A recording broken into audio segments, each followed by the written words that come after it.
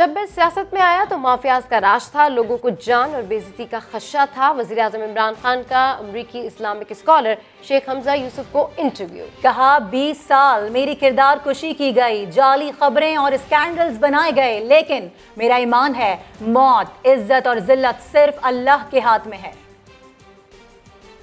Politics.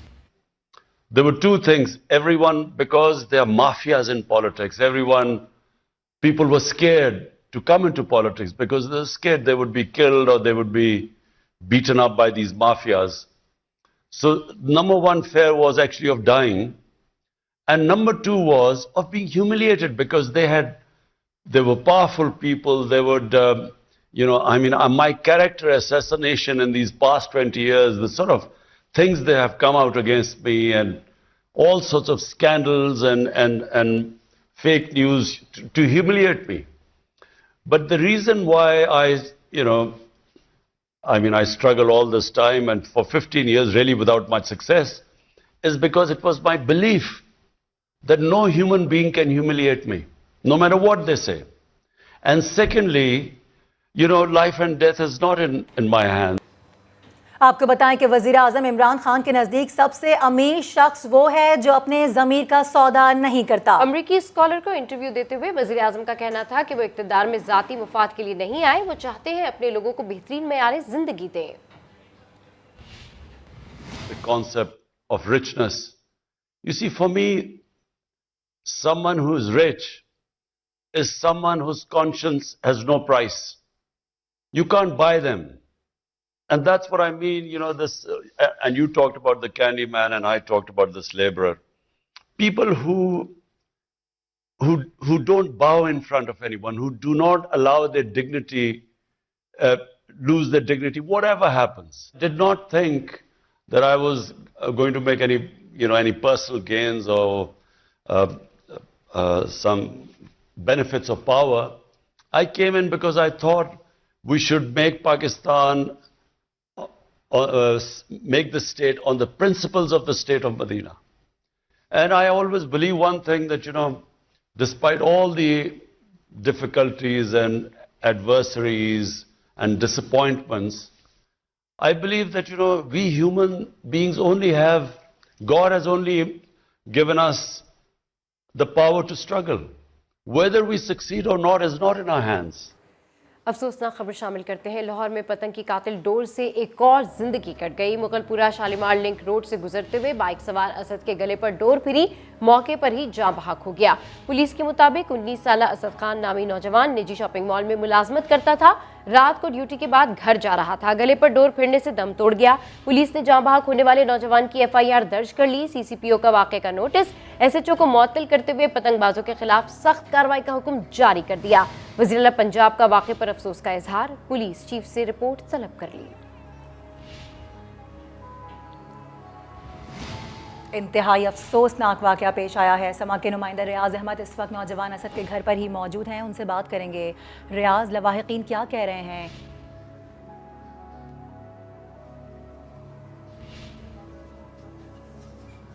जी बिल्कुल, इंतहाई अफसोसनाक वाक़या है और इस वक्त पूरा मोहल्ला, ना सिर्फ ये घर बल्कि पूरा मोहल्ला जो है वो इस वक्त अफसुर्दा है। और यही कहना था कि असद जो 21 साल जिसकी उम्र थी, उसने इंजीनियरिंग का कोर्स कर रखा था और वो तकरीबन बेरोजगार था और एक माह पहले ही उसने चूंकि एक निजी सनमे में टिकटिंग की जॉब की थी, अभी उसकी पहली तनख्वाह आनी थी कि रात चूंकि वो ड्यूटी करके वापस आ रहा था, 2:30 बजे के करीब कटी पतंग की डोर उसकी गर्दन पर फिरी, जिससे वो उसकी जो है वो हलाकत मौके पर होगी। इस वक्त उसके वालिद हमारे साथ मौजूद हैं, उनसे बात करते हैं। उनका नाम निसार है। निसार साहब, ये बताइएगा कि बच्चे कितने हैं, ये घर का वाहिद कफील था और क्या करता था? ये 2 बेटे हैं, मेरे एक बेटी है। तो इसने BA किया था, फिर इंजीनियर कोर्स किया हुआ था। तो ये आ रहा था गुलबर्ग के यहाँ ना, टीटों का काम करता था सालमे में, घर वापस आ रहा था। तो बस ये रामगढ़ के पास ना ये डोर के गले पर फिरी है और उसके बाद ना ये गिरा मोटरसाइकिल से, इसका गला कट गया था सब, तो वहाँ इसकी डेथ हो गई थी। कितने बच्चे हैं आपके? ये सबसे छोटा था या बड़ा था? छोटा था, बड़े से छोटा था। तो यह घर का वाहिद कफील था या कोई और भी काम करता है? नहीं, दूसरा यही था, मेन यही था मेरा। तो आप क्या कहते हैं कि ये जो पतंगबाजी है इस पर आप क्या कहेंगे, आला हुकाम से क्या अपील करते हैं? मैं यही कहना चाहता हूँ कि ये बिल्कुल बंद हो जाए, मजीद आगे ऐसा कुछ किसी के बच्चे को ना कोई ऐसा नुकसान ना हो। हमारे साथ जो ना था वो हो गया, लेकिन मजीद आगे किसी और के साथ। ये थे जो है वो निसार असद के वालिद। उनका ये कहना था कि वज़ीर आला पंजाब से उनकी अपील है कि ये जो पतंगबाजी है, खूनी खेल, ये बंद होना चाहिए। मेरा बच्चा जो जवान बच्चा था वो तो चला गया, किसी और का बच्चा जो है उसकी जान जो इस तरह नाक ना जाए। रियाज, हम भी यही दुआ करते हैं कि इस तरह का वाकया फिर कभी पेश ना आए, किसी का लख्त जिगर फिर कभी ना जाए। बहुत शुक्रिया, इस सिलसिले में आपने आगाह किया। दीगर खबरें शामिल करते हुए आपको बताएं कि अफ्रीका में कोरोना की नई किस्म सामने आने के बाद एनसीओसी ने सख्त फैसले कर लिए। जनूबी अफ्रीका समेत 7 ममालिक से मुसाफिरों की आमदोरफ्त पर पाबंदी लगा दी गई। पाकिस्तानी शहरियों को 5 दिसंबर तक वापसी की मशरूत इजाजत होगी। इस्लामाबाद से रिपोर्ट कर रही हैं अरहम खान। कोरोना की नई और खतरनाक किस्म ओमिक्रॉन ने एक बार फिर दुनिया भर में खलबली मचा दी है। पाकिस्तान ने 6 अफ्रीकी ममालिक और हांगकांग से मुसाफिरों की आमदोरफ्त पर फौरी पाबंदी का फैसला कर लिया। एनसीओसी की जानिब से नए एसओपीज पर मबनी नोटिफिकेशन भी जारी। नोटिफिकेशन के मुताबिक जनूबी अफ्रीका, मोजम्बिक, नामीबिया, लेसोथो और स्वीटनी सफरी पाबंदी वाले ममालिक में शामिल हैं। हांगकांग से भी मुसाफिर पाकिस्तान नहीं आ सकेंगे। अलबत्ता इन ममालिक में फंसे हुए पाकिस्तानियों को 5 दिसंबर तक वापसी की मशरूत इजाजत दे दी गई। वैक्सीनेशन सर्टिफिकेट के साथ कोरोना नेगेटिव टेस्ट रिपोर्ट दिखाना भी जरूरी होगी। वतन वापसी पर दोबारा टेस्ट किया जाएगा। नेगेटिव रिपोर्ट पर 3 दिन जबकि पॉजिटिव अफराद के लिए 10 दिन करंतना की शर्त रखी गई है। एनसीओसी ने एविएशन डिवीजन और एएसएफ से इंडायरेक्ट फ्लाइट से आने वालों का डेटा भी 29 नवंबर तक मांग लिया। मुल्क भर में शहरियों को कहा गया है कि वैक्सीन की दोनों खुराकें लाजिम लगवाएं। कोरोना की अलामत जाहिर होने पर टेस्ट और करंतना की हिदायत भी की गई है। अरहम खान, समा, इस्लामाबाद। कोरोना का नया वेरिएंट ओमिक्रॉन बरतानिया, जर्मनी और इटली भी पहुंच गया है। इंग्लैंड में फिर अवामी मकामात पर मास्क लाजमी करार दे दिया गया, जबकि ऑस्ट्रेलिया में कोविड पाबंदियों के खिलाफ लोग सड़कों पर आ गए एहतजाज किया। ओमिक्रॉन वेरिएंट के फैलाव का खतरा, महकमा सेहत सिंध ने तमाम लोगों को फाइजर की बूस्टर डोज लगाने का फैसला कर लिया है। मजीद जानते हैं समा के नुमाइंदे मुदस्सिर नज़ीर से। जी मुदस्सिर, क्या फैसला किया गया है? बिल्कुल सबा, जनूबी अफ्रीका से आने वाले ओमिक्रॉन वेरिएंट के फैलाव के खतरे को रोकने के लिए महकमा सेहत सिंध ने कोरोना की वैक्सीनेशन के हवाले से तमाम डिस्ट्रिक्ट के DHOs को हदायत जारी की है कि अब तमाम लोग फाइजर वैक्सीन की तीसरी खुराक लगवाएं। इससे कबल खुराक के जो जितने चाइनीज लगवाई हैं वैक्सीन, तमाम 2 खुराकें लगवाई हैं, वो भी अब फाइजर जो है वैक्सीन लगवाएं। महकमा सेहत सिंध के मुताबिक इस वेरिएंट के दोबारा इन्फेक्शन और का खतरा हो सकता है और फाइजर वैक्सीन की ये तीसरी जो खुराक है बैरून मुल्क पहले जो अफराद जा रहे थे उनको लगाई जा रही थी, या फिर महकमा सिंध के जो अफराद जो लोग थे उनको लगाई जा रही थी, और अब ये खुराक आम आदमी को भी लगाई जाएगी। ठीक है, अपडेट करने के लिए शुक्रिया। कोविड के बाद बात करेंगे डेंगू के हवाले से। आपको बताएं कि पंजाब में गुज़िश्ता रोज़ डेंगू बुखार से मजीद 4 अफराद इंतकाल कर गए हैं। इस तरह से हलाकतों की तादाद 142 हो गई है। ये मजमूई अमवात हैं, इस पर बात कर लेते हैं। दानियाल उमर हमारे साथ हैं। दानियाल, क्या अपडेट्स हैं, क्या फैक्ट्स एंड फिगर्स हैं? देखिए, जिस डेंगू के केसेस हैं अभी भी थाम नहीं रहे। गुज़श्ता 24 घंटे के दौरान भी सूबे भर से डेंगू के 113 मरीज रिपोर्ट हुए हैं, जिनमें से 88 का ताल्लुक लाहौर से है। लाहौर के अलावा जो इजला ज़्यादा मुतासर है उनमें गुजरावाला शामिल है, रावलपिंडी है, मुल्तान है, फैसलाबाद है, यहाँ से भी केसेस जो है वो रिपोर्ट हुए हैं। अब जो कुल केसेस की तादाद है वो 24,921 हो गई है पूरे पंजाब में, जिनमें से 17,000 से ज़ायद केसेस जो है वो लाहौर से रिपोर्ट हुए हैं। 142 मरीज जो इंतकाल कर गए हैं टोटली, इनमें सबसे ज़्यादा तादाद जो है वो इंतकाल करने वालों की लाहौर से है। और 24 घंटे के दौरान भी 3 अफराद ऐसे हैं जो कि लाहौर में डेंगू बुखार की वजह से इंतकाल कर गए। ठीक है, मजमूई सूरत हाल पर आप अपडेट कर रहे थे, बेहद शुक्रिया आपका दानियाल। कराची में शारा फैसल पर कायम नस्लटार के इतराफ दफा 144 नाफिज कर दी गई। मुमकिना एहतजाज के पेश नज़र DC की दरखास्त पर कमिश्नर कराची ने दफा 144 का नोटिफिकेशन जारी कर दिया। नोटिफिकेशन के मुताबिक डेमोलिशन के दौरान कुछ अफराद अमन अमान की सूरत हाल खराब कर सकते हैं, इसलिए 4 से ज्यादा अफराद के जमा होने पर पाबंदी होगी। काम में मुदाखलत करने वालों के खिलाफ सख्त कार्रवाई की जाएगी। और नस्ला टार को गिराने का मिशन, ऐसे में सबा पर खबर नशर होने के बाद की जो सिचुएशन है हम आपको वो बता रहे हैं कि जो मज़दूर वहाँ पर मौजूद हैं उन्होंने इमारत को ऊपर से तोड़ना शुरू कर दिया है, लेकिन इंतजामिया की जानिब से मज़दूरों की तादाद अब तक बढ़ाई नहीं जा सकी है। सलमान अहमद हमारे साथ हैं, उनसे बात करेंगे। सलमान, कहा गया था 200 नहीं 400 मज़दूर लगाएं और इस इमारत को गिराएं, ये हुक्म आया था, क्या देख रहे हैं आप इस वक्त? देखिए मारूख समा की खबर का ये असर तो ज़रूर हुआ कि जो इमारत को सुप्रीम कोर्ट के अहकामात थे कि ऊपर से तोड़ा जाए, नीचे से तोड़ा जा रहा था पहले, तो उस पर तो अमल दरामद हो गया है। और आज हम देख रहे हैं और स्क्रीन पर आप भी मनाजिर देख रही होंगी कि मज़दूर ऊपर से तोड़ना शुरू कर दिया है इमारत को।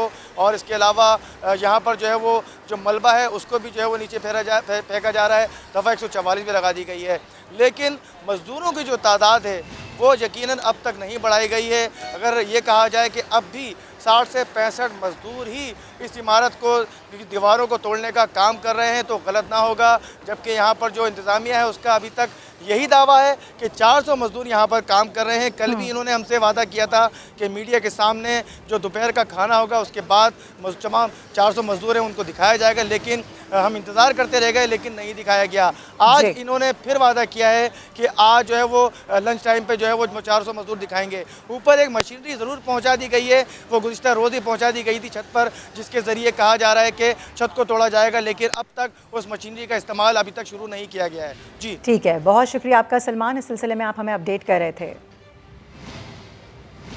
आखिर नस्ला टार गैर कानूनी क्यों है? बिल्डर के पास कौन सी एनओसी है? बिल्डर तंजीम के सरबराह मोहसिन शेखानी ने शहर में मजीद 700 गैर कानूनी इमारतों का एतराफ़ कर लिया।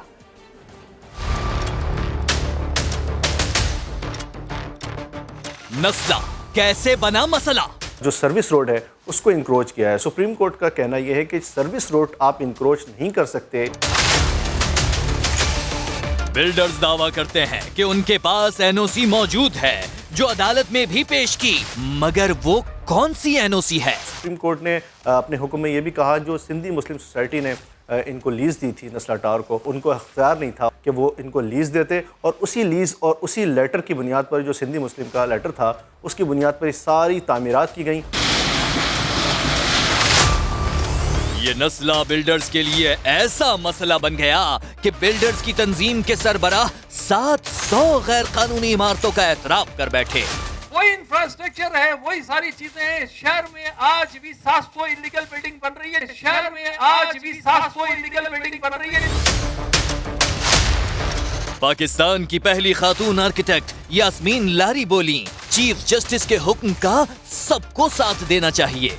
जो माफिया बैठा हुआ है वही तमाम कब्जे कर रहा है हर तरफ, और यहाँ पे मल्टी स्टोरी जहाँ बनानी नहीं चाहिए, बिल्कुल जहाँ पे जगह तिल धरने को जगह नहीं है। अगर चीफ साहब ये कह रहे हैं, honourable chief justice of Pakistan अगर ये उठा रहे हैं, तो हमें सबको उनका साथ देना चाहिए। एक तरफ सर्विस रोड हड़प कर जाने वाला कब्जा माफिया है, दूसरी तरफ उनके हाथों अपनी जमा पूंजी लुटाने वाले शहरी, और तीसरी तरफ ये नस्ला टावर। देखना है कि ऊंट किस करवट बैठता है। और सुप्रीम कोर्ट के हुक्म के बाद कराची में बड़ी तब्दीली आने लगी है। शहरियों ने गैर कानूनी पोर्शंस की खरीदारी छोड़ दी है। स्टेट ब्रोकर्स का कहना है कि नस्ला टार ऑपरेशन के बाद शहरी पोर्शंस खरीदने से डर रहे हैं।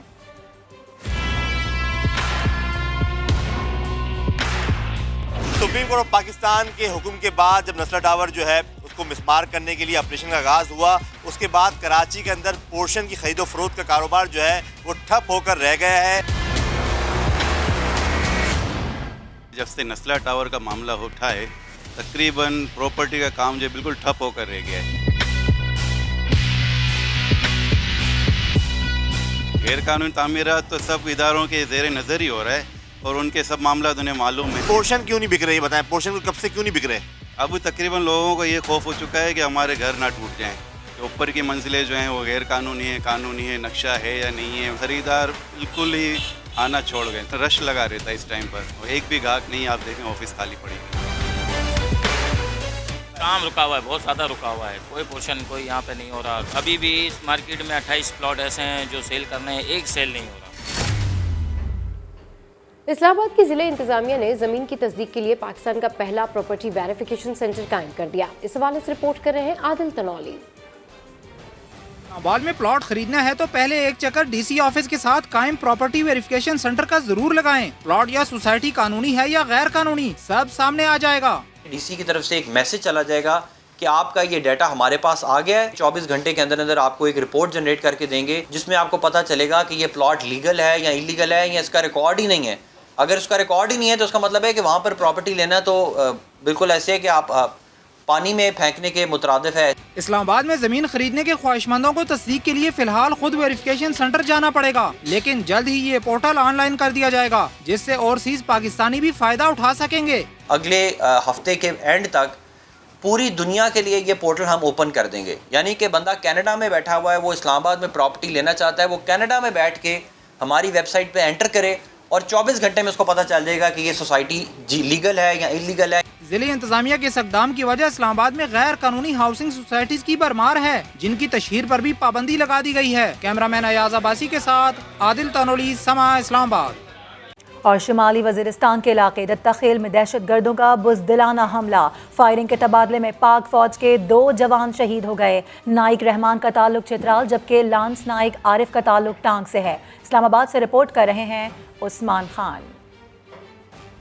शुमाली वजीरिस्तान में छुपे हुए दहशत गर्दों ने पाक फौज पर एक और वार कर दिया। 2 जवान बुज़दिल दुश्मनों का मुकाबला करते हुए वतन पर कुर्बान हो गए। ISPR के मुताबिक दहशत गर्दों ने दत्ताखेल में फौजी चौकी को निशाना बनाया। सिक्योरिटी फोर्सेज की जानिब से अमन दुश्मनों के वार का फौरी और मौसर जवाब दिया गया। फायरिंग के तबादले में नाइक रहमान और लांस नाइक आरिफ शहीद हो गए। 27 साला शहीद नाइक रहमान का ताल्लुक चित्राल से था। 22 साला शहीद लांस नाइक आरिफ टांग के रिहायशी थे। सिक्योरिटी फोर्सेज हमला आवर दहशत गर्दों की तलाश के लिए इलाके में ऑपरेशन कर रही हैं। लाहौर में डकैती मज़ाहमत पर एक और जान ले ली गई। स्ट्रीट क्रिमिनल्स ने पर्स छीनने के दौरान 55 साला खातून को गोलियां मारकर कत्ल कर दिया। इस हवाले से रिपोर्ट कर रहे हैं मोहम्मद कुर्बान। शहर में डाकू माल के साथ जान के भी दुश्मन, डकैती मुज़ाहमत पर 55 साला खातून को गोलियां मार दी। वाकया मिल्लत पार्क थाना की हदूद में पेश आया। मिसबा नामी खातून अपनी बहू के हमरा बाजार से घर जा रही थी कि 2 स्ट्रीट क्रिमिनल्स ने पर्स छीनने की कोशिश की और खातून की मुज़ाहमत पर फायरिंग कर दी। मिसिस थी मेरी साथ, मेरी वालदा थी, उन्होंने रोका, पर्स छीना और पर्स छीन के बाद एक पैदल था, एक बाइक पे था। बाइक वाले के साथ हेलमेट उसने पहना हुआ था, उसके बाद पहन के वो ये बैंक वाली साइड पे बाइक चले गए हैं। अहले इलाका का कहना है कि मिल्लत पार्क का इलाका जराइम पेशा अफराद का गढ़ बन चुका है। हमारे यहाँ पे मल्टीपल जो है वो यहाँ पर जो है वो चोरियाँ भी हो चुकी हैं, डकैतियाँ भी हो चुकी हैं। हमने मल्टीपल टाइम जो है वो कंप्लेंट्स भी की हैं, कोई कार्रवाई अमल में नहीं लाई जाती पुलिस की तरफ से। दूसरी जानिब लाहौर के इलाके हरबंसपुरा में 2 डाकुओं ने पिकअप वैन के मालिक को लूट लिया और 60,000 रुपए छीन कर फरार हो गए। कैमरामैन साद नवीद के साथ मोहम्मद कुर्बान, समा, लाहौर। और अब आपको बताएं कि सियालकोट में पेशावर गदागरों की भरमार है। गली मोहल्लों, बाजारों और सड़कों पर टोलियों की शक्ल में घूमते दिखाई देते हैं। शहरी हसन वसीम परेशानी के बारे में बता रहे हैं। मेरा नाम हसन वसीम है और मैं मॉडर्न सियालकोट का रिहायशी हूँ। सियालकोट शहर का एक बड़ा मसला पेशावर गदागर है। गलियों, बाजारों, चौराहों और सड़कों पर हर जगह मुख्तलिफ उम्र के अफराद नित नए तरीकों से भीख मांगते हुए दिखाई देते हैं। गदागरी हमारा बहुत बड़ा समाजी और माशरती मसला बन चुका है। पेशावर गदागरों की वजह से मुस्तहिक अफराद की हक तलफी हो रही है। गदागर मुख्तलिफ जराइम में भी मुलविस पाए जा रहे हैं। दुकान खोल कर बैठते हैं तो गाहक आए ना आए, गदागरों की सारा दिन लाइन लगी रहती है। कम पैसे दें तो आगे से बातें भी सुनाते हैं। पेशावर गदागरों की वजह से हमें बहुत मुश्किल का सामना करना पड़ रहा है। पुलिस और इंतजामिया को चाहिए कि इन पेशावर गदागरों के खिलाफ क्रैकडाउन करें। इस्लामाबाद में आवारा कुत्ते इंतजामिया और इदारों के लिए दर्द सर बन गए। कुत्तों को गोली ना मारने के अदालती हुक्म के बाद वाइल्ड लाइफ और CDA के इजलास पर इजलास हुए। फैसला न हुआ कि करना क्या है। इसी पर बात करते समा की नुमाइंदा अरम खान से। अरम खान, कुछ फैसला नहीं हो सका, इसका क्या हल ढूंढना है, फिर होगा क्या, किस तरीके से कंट्रोलेबल होगा? सभा बिल्कुल ऐसा ही है। 2 साल से अदालती हुक्म भी है कि जानवरों के तहफ़्फ़ुज़ के लिए पॉलिसी बनाई जाए, लेकिन अभी तक जो है वो CDA, MCI और वाइल्ड लाइफ कोई पॉलिसी नहीं बना सके। जब हमने सवाल किया कि इतनी देर क्यों हो गई पॉलिसी बनाने में, तो CDA ने सारा मलबा MCI पे डाल दिया और कहा कि कि उस वक्त हमारे पास ये इदारे ही नहीं थे, जिस वजह से देर हो गई। वहाँ पे जो मेयर थे उन लोगों ने शायद काम नहीं किया, जिस वजह से अभी तक पॉलिसी नहीं बन सकी। अभी ये दर्द सर बन चुका है 3 डिपार्टमेंट्स के लिए, CDA, वाइल्ड लाइफ और MCI के लिए। और दूसरी बात ये भी बताऊं सबा कि इस्लामाबाद में केसेस बहुत ज़्यादा बढ़ चुके हैं डॉग बाइट्स के। तकरीबन 500 केसेस जो हैं वो माहाना आ रहे हैं। जो इस्लामाबाद के 2 बड़े सरकारी अस्पताल हैं, पिंस और पॉलीक्लिनिक शामिल हैं, उनमें 500 केसेस आ रहे हैं। अगरचे जब हमने जिला महकमा सेहत से ये पूछा कि आपके पास क्या वैक्सीन की दस्तयाबी है, तो उन्होंने ये कहा कि बिल्कुल हमारे पास वैक्सीन अवेलेबल है और जो भी डॉग बाइट्स के केसेस आते हैं हम उन्हें वैक्सीन लगा देते हैं। लेकिन सवाल ये है कि अभी तक जो आवारा कुत्ते हैं जो हम सड़कों पर देख रहे होते हैं, जब मैं भी आ रही थी तब भी आप सड़कों पर देख रहे होते हैं कि आवारा कुत्तों की भरमार हो चुकी है इस्लामाबाद में, दफातर के बाहर, स्कूल के बाहर, घरों के बाहर। और ये भी नहीं पता चलता कि अगर आप गेट खोलें तो बाहर एक कुत्ता खड़ा हो, बल्कि ग्रो की शक्ल में भी अक्सर आवारा कुत्ते आ रहे होते हैं। तो अदालती हुक्म भी यही है कि आप इनके पॉलिसी बनाएं। और सीडीए से सवाल किया कि क्या पॉलिसी आप बनाने जा रहे हैं, तो उनका जवाब ये था कि हम इनकी पॉपुलेशन को शहर से दूर जो है वो लेके जाएंगे। इस तरह की एक मजबूत जो है वो पॉलिसी बनाई जाएगी, शहर से दूर लेकर जाएंगे, मजबूत पॉलिसी बनाई जाएगी। और इस तरह की तमाम तर बातें की जा रही हैं। डिलेइंग टैक्टिक्स यहाँ पर यूज़ की जा रही हैं। डॉग बाइट के केसेस बढ़ते जा रहे हैं। इस्लामाबाद एयरपोर्ट हो, इस्लामाबाद के स्कूल्स हो, गलियाँ हो, इन तमाम जगहों पर हम ये केसेस देखते हैं कि ये केसेस रिपोर्ट हो रहे होते हैं और कुत्तों की वहाँ पर बहुत ज़्यादा बहुतायत है। अपडेट करने के लिए शुक्रिया आरम खान। और इस्लामाबाद के अस्पतालों में माहाना कुत्ते के काटने के 500 केसेस आते हैं। इस मामले पर DHO इस्लामाबाद से बात की गई तो उनका कहना था कि कुत्तों का खात्मा जिनकी जिम्मेदारी है वही निभाएंगे। हमारा इलाज तो काम करना है और हम काम करते हैं और इसमें हम कोई कसर नहीं छोड़ते। हम आपको दिखाते हैं कि क्या बात हुई है। डॉग पॉपुलेशन कंट्रोल हमारे पास नहीं है, लेकिन जो उसके जो नताइज हैं, कोई अगर बाइट होता है तो उसके लिए जो वैक्सीन अवेलेबिलिटी जो है वो हमने इंश्योर की हुई है। और तमाम के तमाम जिन हॉस्पिटल्स में वैक्सीन है वहाँ पे जो भी पेशेंट आता है या बाइट के साथ उसको हम वैक्सीन लगा देते हैं। आपको बताएं कि लाहौर NA 133 ज़िमनी इंतखाब में डिस्ट्रिक्ट मॉनिटरिंग ऑफिसर ने मुस्लिम लीग नून की उम्मीदवार शाइस्ता परवेज़ को 20,000 रुपये जुर्माना कर दिया। मुबैना तौर पर वोट खरीदने के इल्जाम पर पीपल्स पार्टी के उम्मीदवार असलम गिल को नोटिस जारी करते हुए जवाब तलब कर लिया। इस हवाले से रिपोर्ट देखिए अरशद अली की। लाहौर के हल्के NA 133 में ज़िमनी इंतखाबात में एक हफ्ता रह गया। समाजी गहमा गहमी और इल्जाम तराशियों का बाजार गर्म हो गया। वोटों की मुबैना खरीदो फरोख्त के इल्जाम पर नून लीग ने पीपल्स पार्टी के उम्मीदवार को नोटिस दिलवाया तो जवाब में पीपल्स पार्टी भी वीडियो ले आई। हल्के में ज़ाबिता अखलाक की खिलाफ वर्जी पर डिस्ट्रिक्ट मॉनिटरिंग ऑफिसर ने मुस्लिम लीग नून की उम्मीदवार शाइस्ता परवेज मलिक को 20,000 रुपए जुर्माना किया तो इलेक्शन कमीशन ने पीपल्स पार्टी के उम्मीदवार असलम गिल को भी आज जाती हैसियत से तलब करके वजाहत देने का हुक्म दे दिया। मोहम्मद असलम गिल पर हल्के की आवाम के वोट खरीदने और शनाख्ती कार्ड तहवील में लेने का इल्जाम लगाया गया है। दूसरी जानिब डिस्ट्रिक्ट मॉनिटरिंग ऑफिसर ने कौमी असम्बली के रुकन राजा परवेज अशरफ को पीपल्स पार्टी के उम्मीदवार असलम गिल की इंतखाबी मुहिम में शरीक होने पर भी नोटिस जारी किया है। अरशद अली, समा, लाहौर। और अब आपको बताते हैं कि मोदी सरकार अपनों को भी बेवकूफ़ बनाने लगी। भारतीय जनता पार्टी के रहनुमाओं ने सोशल मीडिया पर चीन और जनूबी अफ्रीका के एयरपोर्ट्स को दिखाकर लिखा भारत तरक्की कर रहा है। चीनी नुमाइंदे ने भारतीय रहनुमाओं की तमाम ट्वीट्स सोशल मीडिया पर शेयर कर दी। कहा भारतीय हुकूमत के वुज़रा चीन के एयरपोर्ट की तस्वीर को अपने इंफ्रास्ट्रक्चर की कामयाबियों के सबूत के तौर पर इस्तेमाल कर रहे हैं। आग बुझाने के लिए फायर ब्रिगेड बुलानी हो या पुलिस की फौरी मदद चाहिए हो, पाकिस्तानी शहरी हेल्पलाइन 911 पर कॉल करके हर किस्म की इमरजेंसी मदद हासिल कर सकेंगे। ज़हीर अली से बात करेंगे। ज़हीर, ये 911 पर रिस्पॉन्ड भी आएगा या बाकी इमरजेंसी नंबर्स की तरह ये भी बन जाएगा? जी बिल्कुल, ये वफाकी हुकूमत की तरफ से एक बड़ा स्टेप लिया गया है। थाना मोटरवे के बाद जो सिंगल हेल्पलाइन है शहरियों के लिए, उस पर काम शुरू कर दिया गया है। और 911 जो है ये इमरजेंसी हेल्पलाइन होगी, जिसके लिए वफाकी हुकूमत जो कॉल सेंटर्स हैं उनके लिए हर साल 1.5 अरब रुपये खर्च करेगी। और इस्लामाबाद के अंदर एक कॉल सेंटर होगा और चारों सूबाई जो दारुल हुकूमत हैं वहाँ पे भी कॉल सेंटर बनाए जाएंगे। NTC की जानिब से जो इस्लामाबाद की अब तक का काम है, तमाम जो रिलीफ एजेंसीज हैं उनके लिए जो डाटा है वो उसको मुंतकिली का काम शुरू कर दिया गया है। बहुत शुक्रिया, सिलसिले में आपने आगाह किया। आगे बढ़ते हुए आपको बताएं कि मुजफ्फरगढ़ में छठी थल जीप रैली का फाइनल राउंड प्रीपेयर्ड कैटेगरी के मुकाबले जारी हैं। इस हवाले से मज़ीद तफसीलात जानते हैं मोहसिन अली से। जी मोहसिन, अपडेट कीजिए। जी बिल्कुल, बड़ी रेस के बड़े मुकाबले इस टाइम थल सेराम में जारी है। छठी थल जीप रैली का आगाज़ हो चुका है और इसमें जो है बात की जाए तो 43 राइडर्स हैं वो उसमें हिस्सा ले रहे हैं, जबकि 190 किलोमीटर का जो ट्रैक है। इस रेस की खास बात यह है कि जिसमें 41 मेल रेसर हैं जबकि 2 खवातीन हैं, उनके दरमियान भी मुकाबला होगा। हमारी रेसर से बात हुई, कहीं कहना था कि काफ़ी मुश्किल ट्रैक है, इसको चैलेंजिंग ट्रैक है, लेकिन हमने अच्छी तरीके से यहाँ पर उसको रेस में हिस्सा लेंगे, उसको जीतेंगे भी सही। बुलेटिन से फिलहाल इतना ही। एक ब्रेक के बाद हाजिर होंगे हेडलाइंस के साथ। देखते रहिए समा।